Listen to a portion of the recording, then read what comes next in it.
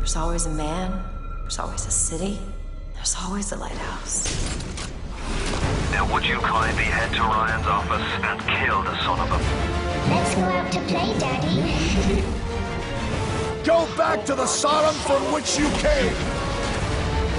It's time to finish this. Catch! That'll do. Elizabeth!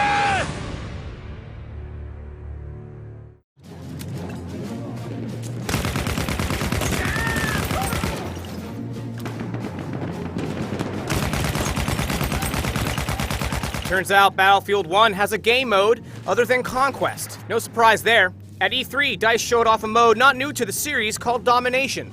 And it's still just as straightforward. Two teams fight to hold capture flags. Holding a flag generates tickets. The more flags your team holds, the more tickets your team rakes in. Basically, it's infantry-only Conquest on a smaller map. And there's really not much else to it. Capture, defend. Sure, it comes off as a bland, bare-boned experience, yet my main takeaway was a stronger sense of not just what Battlefield 1's infantry combat entails, but where teamwork and purpose lies within each class. The map was the same as the one seen in Conquest gameplay, San Quentin, just the town portion, essentially meaning that you're running into the enemy at practically every step. And if that didn't keep you on your toes, Battlefield 1's destructible environment is in full swing. Doors, walls, fences are all practically unreliable. You find yourself raiding cover based on the material used. Do I put my life in the hands of a wooden door? Or this concrete wall? The choice is obvious.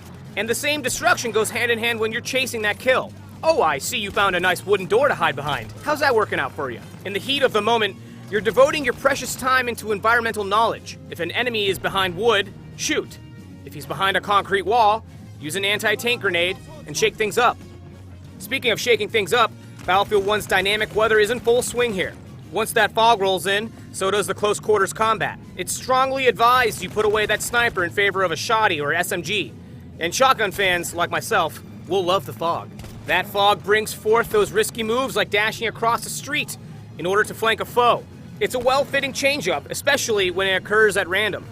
Aesthetically, Domination really hits nostalgia chords for me. And not just Battlefield 1942, but the World War II cinematic grid as a whole. Yes, World War II, I said it. But let's face it, this is what Battlefield 1 is. And I'm personally all for it, because it works so well. You get flashbacks of Jackson from Saving Private Ryan.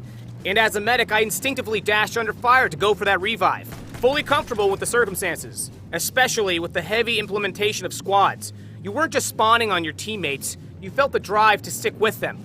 Typically, I play shooters as the dickish lone wolf, but here I strive to huddle next to my teammate under MG fire, busting open barn doors and clearing houses. Couple this with DICE's superb sound design, you really do feel like you're living in a breathing war flick. And by the way, busting open doors and clearing houses were easily the most tense and gripping moments of my entire play. All in all, as a game mode, Domination was about as simplistic as it gets. Yet my takeaway was a game traveling back to its familiar roots, with the occasional sprinkling of new gimmicks, like actually seeing practical use of the poison gas. Toss it, strap on a mask, and take down the disoriented enemy. These are the gadgets and mechanics that will really make Battlefield 1 stand out. At the moment, Alpha has showed us its core. Battlefield 1 is a remake of a classic World War II shooter. Thanks for watching, and don't forget to subscribe for more Battlefield 1 content. Taken objective apples. We are losing objective